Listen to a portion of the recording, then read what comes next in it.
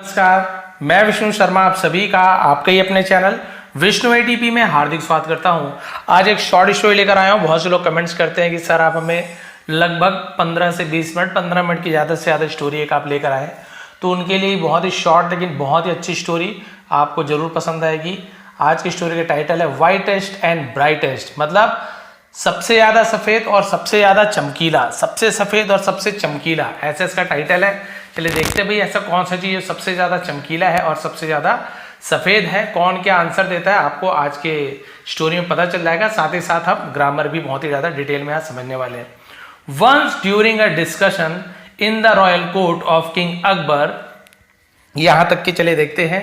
Once एक बार, during के दौरान, अ डिस्कशन यानी एक चर्चा के दौरान, एक बातचीत के दौरान, इन यानी में, द रॉयल कोर्ट जिसे हम राज दरबार या शाही दरबार कहते हैं, ऑफ यानी के, किंग अकबर राजा अकबर के, तो एक बार राजा अकबर के दरबार में चर्चा के दौरान, it could not be decided, it यानी ये, कुड नॉट नहीं हो सका, है ना, कैन नॉट नहीं हो सकता है, उसी का पास्ट फॉर्म कुड नॉट होता है। ये नहीं हो सका क्या यानी बी यानी होना, डिसाइडेड यानी फैसला नहीं हो सका, एज यानी होता है की, टू विच थिंग, है ना, एज टू विच थिंग यानी कौन सी चीज, इन द वर्ल्ड दुनिया में, इज यानी है, द वाइटेस्ट सबसे ज्यादा सफेद, एंड ब्राइटेस्ट सबसे ज्यादा चमकीला।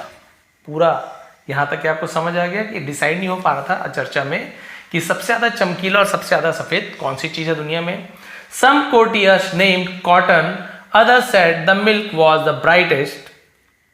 सम कोर्टियर्स यानी कुछ दरबारियों ने, नेम्ड नाम लिया, कॉटन, कॉटन यानी कपास बोलते, रुई बोलते हैं ना, तो कॉटन, अदर्स और दूसरों ने, सेड कहा, दैट की मिल्क वॉज द ब्राइटेस्ट, और दूसरों ने कहा कि दूध को सबसे चमकीली चीज बताई उन्होंने। किसी ने रुई कपास को कहा और किसी ने रुई को बताया सबसे ज्यादा सफेद और चमकदार है।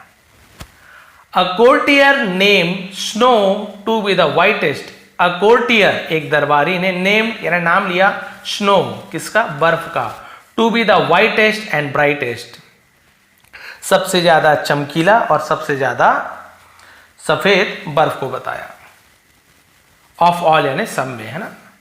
बट बीरबल रिमेन साइलेंट, लेकिन बीरबल रिमेन यानी बना रहा, उसी का second form remain, past simple tense है, साइलेंट यानी चुप रहा, ऐसे यूज किया जाएगा।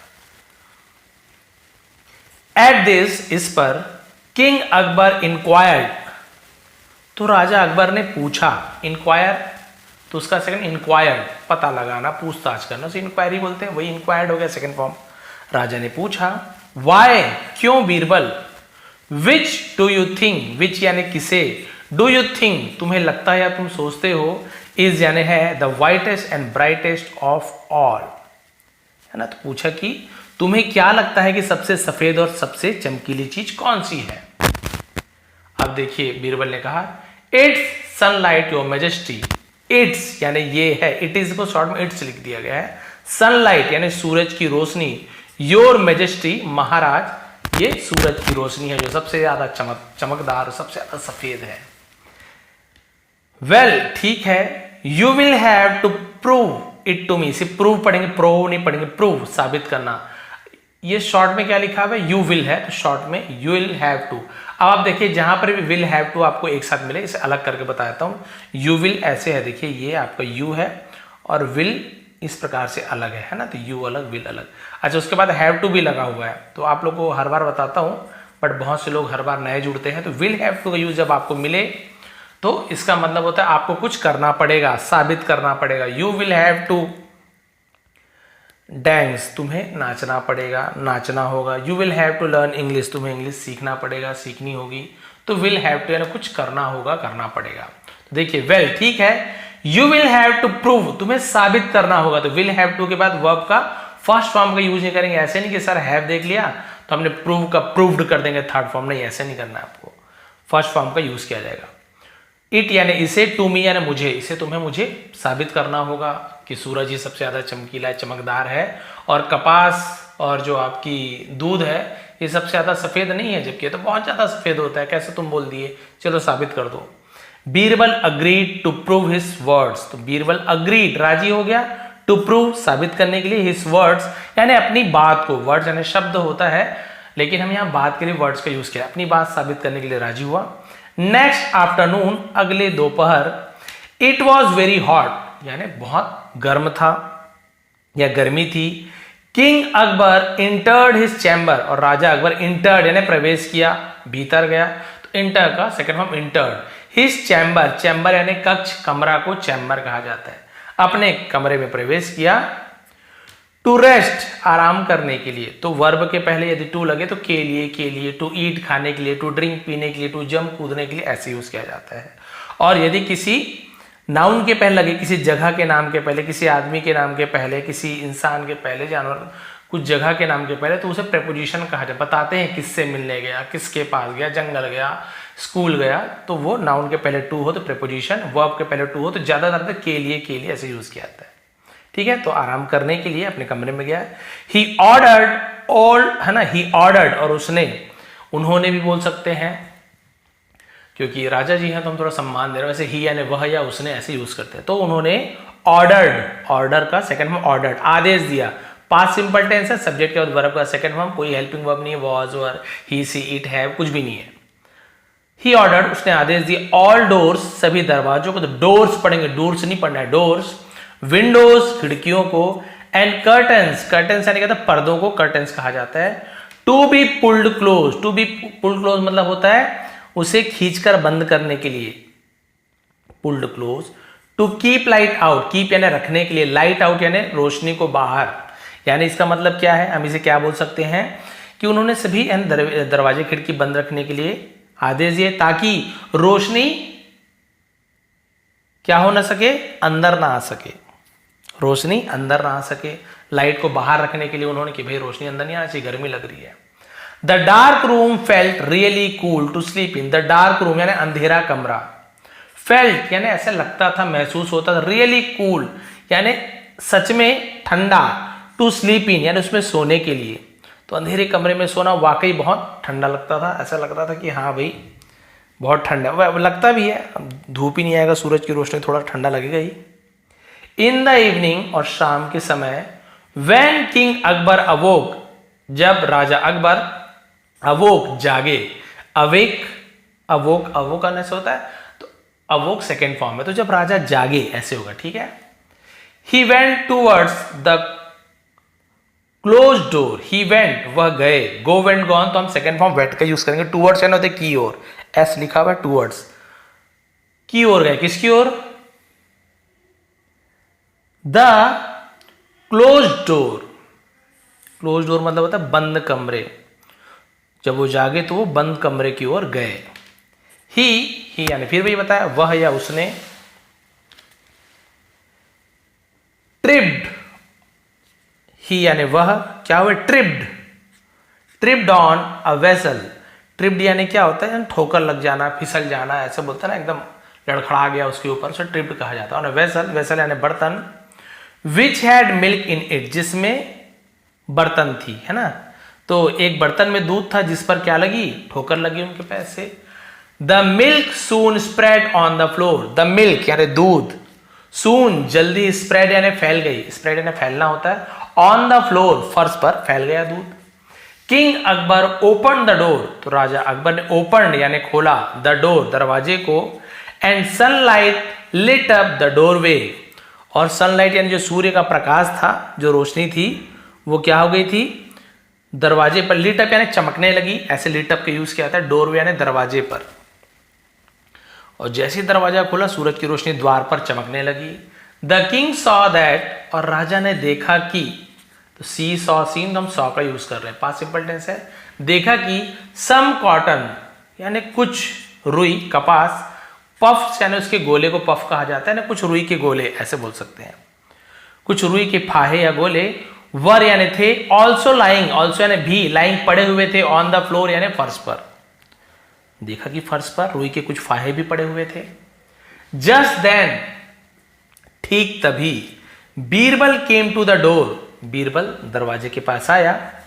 किंग अकबर आस्क्ड हिम, राजा अकबर ने उससे पूछा, आस्क का सेकंड में asked, Birbal who placed this milk vessel and cotton near the doorway. Who यानी कौन या किसने, प्लेस्ड रखा, दिस मिल्क वेसल इस दूध के बर्तन को, है ना, एंड कॉटन और रुई को नियर द डोरवे यानी भाई दरवाजे पर। तो उसने पूछा भाई कि दूध का बर्तन और रुई दरवाजे के पास किसने रखी। I did your majesty, I did मैंने किया, ये डिड हेल्पिंग वर्ब नहीं है। आप बोलेंगे सर डिड नॉट, केवल डिड नहीं, डिड का यूज कब करते हैं, इंट्रोगेटिव में करते हैं, बट यहाँ कोई क्वेश्चन मार्क तो नहीं बना हुआ है। आई डिड योर मेजेस्टी, ये डिड हेल्पिंग वर्ब नहीं है, डिड क्या है, मेन वर्ब है, डू करना किसी काम को, डिड किया, और एक होता है डन, है ना, first form, second form, done, third form होता है। तो ये डिड किया, आई डिड मैंने किया, यहाँ पे आई डू होता तो मैं करता हूं ऐसे, आई डिड मैंने किया महाराज। केम बीरबल्स रिप्लाई, केम यानी आया, कम केम कम, तो आया के लिए केम का यूज करेंगे। बीरबल्स अपॉस्ट्रोफी एस यानी का के की, बीरबल का रिप्लाई यानी जवाब, बीरबल का जवाब आया मैंने किया महाराज। Why did you do this, why यानी क्यों, डिड यानी किया, यू यानी तुमने, डू यानी, है ना, डू यानी करना, दिस यानी ये। अब यहाँ पे देखिए बोलेंगे सर डिड का यूज भी और डू का भी यूज हुआ, ये कैसे हो गया। अभी तो आपने बताया था डिड मेन वर्ब है, फिर डू, दोनों मेन वर्ब, कैसे नहीं। यहां पर डिड आपका हेल्पिंग वर्ब बन गया है। बोलेंगे सर कैसे, मेन वर्ब यहाँ पे डू है, क्यों, ये आपका पास्ट सिंपल टेंस है, इंट्रोगेटिव सेंटेंस है। जो पास्ट सिंपल टेंस में जब इंट्रोगेटिव बनाते, प्रश्नवाचक बनाते, तो वहां पे डिड का यूज करते हैं, सब्जेक्ट के पहले डिड का यूज किया जाता है। जैसे, है ना, मैं बोलूंगा जैसे कि वाई डिड यू डू, तुमने ऐसे क्यों किया, वाई डिड यू प्ले, तुमने क्यों खेला, तुमने क्यों खेला, तुमने क्यों खाया, तुमने क्यों पाया, तो कुछ क्यों किया, हम वहां पे हेल्पिंग वर्ब के लिए डिड का यूज करते हैं और उसे हम सब्जेक्ट के पहले लगा देते हैं। ये डू मेन वर्ब है, देखिए Y did you do, do यानी करना, तुमने ऐसा क्यों किया। यहां पे ऐसा आता है वाई डिड यू ईट, तुमने क्यों खाया, वाई डिड यू प्ले, तुमने क्यों खेला, तो ये मेन वर्ब है, ये हेल्पिंग वर्ब है। क्लियर हो गया। और यहां पे ये मेन वर्ब था, आई डिड मैंने किया, ये अंतर है। तो Y did you do this, तुमने ऐसा क्यों किया या ये क्यों किया। मेरली, है ना, मेरली का मतलब क्या होता है, जैसे हम बोलते हैं ना कि सिर्फ, केवल, उसे मेरली कहा है, केवल, सिर्फ, टू प्रूव माई पॉइंट, मेरी बात को साबित करने के लिए, सिर्फ ऐसे यूज कहते हैं, बस अपनी बात को साबित करने के लिए मैंने ऐसे किया महाराज। इफ, यदि, अब देखिए साबित कर रहा है कि दूध और जो रुई है, कॉटन है, वो सबसे ज्यादा चमकीला और सफेद क्यों नहीं है। देखिए, if milk is the whitest, यदि दूध इज यानी है द वाइटेस्ट, यदि दूध सबसे ज्यादा सफेद है, देन तब वाई कुडंट यू, है ना, कुड नॉट को शॉर्ट में कुडंट बोलते, कुड नॉट नहीं सके ऐसे, तो आप क्यों नहीं सके, सी यानी देख सकना, तो उसके बाद वर्ब का फर्स्ट फॉर्म ही लगता है कुड नॉट या कुड के बाद। वाई कुडंट यू सी, आप देख क्यों नहीं सके, इट यानी इसे, इन द डार्क, अंधेरे में। भाई यदि जब सबसे ज्यादा सफेद दूध है तो आपने उसे अंधेरे में क्यों नहीं देख पाया, आप देख सकते थे कि दूध पड़ा हुआ है, यानी सीधी सी बात है, दूध सबसे ज्यादा सफेद नहीं है, सबसे ज्यादा चमकीला नहीं है। Why did you not see the bright cotton kept here, why, फिर भैया के वाई यानी क्यों, डिड यू नॉट सी, आप क्यों नहीं देख सके, द ब्राइट कॉटन, चमकीले रुई को, केप्ड हियर, जो यहां रखा था, है ना, कीप का केप्ड यहां रखा था, उसे आपने क्यों नहीं देख सका, कि देख पाए। Only when you let the door open, सिर्फ वेन, जब, यू लेट, लेट यानी किसी कुछ करने देना, पॉजिटिव वर्ब है, लेट का यूज किया जाता है। लेट द डोर ओपन, सिर्फ, है ना, क्या बोलने की, सिर्फ जब आपने दरवाजा खोला, एंड सनलाइट केम इन, और सूरज को अंदर आने दिया, तो लेट का यूज किया था, किसी कुछ करने देना, एंड सनलाइट केम इन, और जब आपने दरवाजे खोला और सूरज की रोशनी अंदर आने दिया, देन तब, यू कुड सी, आप देख सके, उससे पहले तो आप नहीं देख पा रहे थे कि दूध है, रुई है। यदि वो सबसे ज्यादा चमकीला और सफेद होते ना, तो अंधेरे में भी आप उसे देख सकते हो, नहीं देख पा रहे हो, मतलब सबसे ज्यादा चमकीला और सफेद वो नहीं है। जब आपने दरवाजा खोला, सूर्य की रोशनी अंदर आई, तभी आपने देख पाया। दस, इस प्रकार, है ना, दस यानी इस प्रकार। यू नाउ नो, अब आप जानते हैं, नो, के डब्ल्यू दोनों साइड, नो यानी जानना, दैट की sunlight is the whitest and brightest of all, सूरज की रोशनी सबसे ज्यादा चमकदार और सबसे ज्यादा सबसे ज्यादा सफेद और सबसे ज्यादा चमकदार है, ऑफ ऑल यानी इन सभी में। King Akbar agreed with Birbal, राजा अकबर बीरबल से राजी हुए यानी सहमत हुए। हु हैड प्रूव्ड, जिसने साबित किया था, हैड के साथ प्रूव का third form, prove second form भी होता है, थर्ड फॉर्म भी प्रूव्ड होता है, तो दिया था, लिया था, चुका था, चुकी थी, पास्ट परफेक्ट टेंस है ना।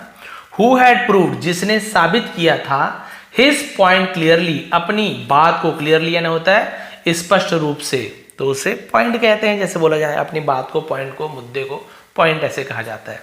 और जिसने अपनी बात चतुराई से साबित कर दी थी। तो ये थी भाई आज की शॉर्ट स्टोरी, लगभग 15 मिनट का टाइम यहाँ पे लगना है। और इसके अलावा आप यहाँ पे देख सकते हैं किस प्रकार से अपनी बुद्धिमानी का उपयोग करके बीरबल ने बहुत ही अच्छे तरीके से ये जवाब दिया राजा अकबर को। तो इस प्रकार की स्टोरी यदि आप और भी देखना चाहते हैं, ऐसी इंटरेस्टिंग स्टोरी के साथ इंग्लिश सीखना चाहते हैं, तो प्लीज़ आप लोग भी चैनल को सब्सक्राइब करेंगे, क्योंकि ऐसे ही आसान तरीके से हम यहाँ पे इंग्लिश सीखते हैं। स्टोरी का अलग मज़ा, सीखने का अलग मज़ा, हर एक वर्ड की मीनिंग जानने का अलग मज़ा, उसका सही प्रोनाउंसिएशन भी आप जान पाते हो। और इस प्रकार से धीरे धीरे जब आप अगली बार जब बुक ओपन करते हो ना, तो लगभग आपको मान के चलिए, यदि आप मेरी स्टोरी रोज़ देख रहे हो या ज़्यादातर मेरी स्टोरी आप देखते हैं या इस प्रकार की स्टोरी देखते हैं जिसमें ट्रांसलेशन किया जाता है हर एक वर्ड का, तो आप क्या करेंगे, आपको आसानी से समझ आ जाएगा एक्चुअल में यहाँ पे सेंटेंस का मीनिंग क्या होने वाला है। हो सकता है एक दो वर्ड की मीनिंग आपको नहीं आए, बट मोटा मोटा आप समझ जाएंगे स्टोरी में यहाँ पे जो लिखा हुआ है किसी बुक में, इसका मतलब क्या है। ज़्यादातर लोग अब समझने लगे हैं, स्टूडेंट जो है कमेंट्स करते कि सर पहले कुछ भी नहीं आता था, पढ़ने भी आता था थोड़ा बहुत, बट मीनिंग ट्रांसलेशन नहीं आता था, लेकिन अब पढ़ने भी अच्छे से आ रहा है, प्रोनाउंसिएशन उच्चारण भी हमारी सही हो गई है, और अब हर एक चीज़ की मीनिंग, ट्रांसलेशन, टेंसेस हम जान रहे हैं।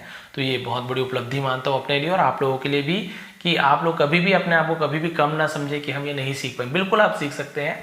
मैं भी हिंदी मीडियम से था, मैंने भी कभी कोचिंग वगैरह कुछ भी नहीं की है, बस मैंने भी बुक्स वगैरह, ग्रामर वगैरह बहुत अच्छी तरीके से पढ़ी है। और मेरे समय में तो ऐसे कोई पढ़ाने वाले थे भी नहीं कि हम वीडियो देखें और हमें बार बार बुक पलटाने के झंझट ना रहे, सिर्फ हम स्टोरी सुनते जाएं और इंग्लिश सीखते जाएं। ये आजकल बहुत आसान हो गया है। तो प्लीज़ इसे कंटिन्यू रखेंगे, आप लोग वीडियो देखते रहेंगे, नए हैं तो सब्सक्राइब कर लेंगे। ऐसे ही आसान तरीके से हम यहाँ पे इंग्लिश सीखते हैं। आप सभी का बहुत बहुत धन्यवाद। आपका दिन शुभ रहे।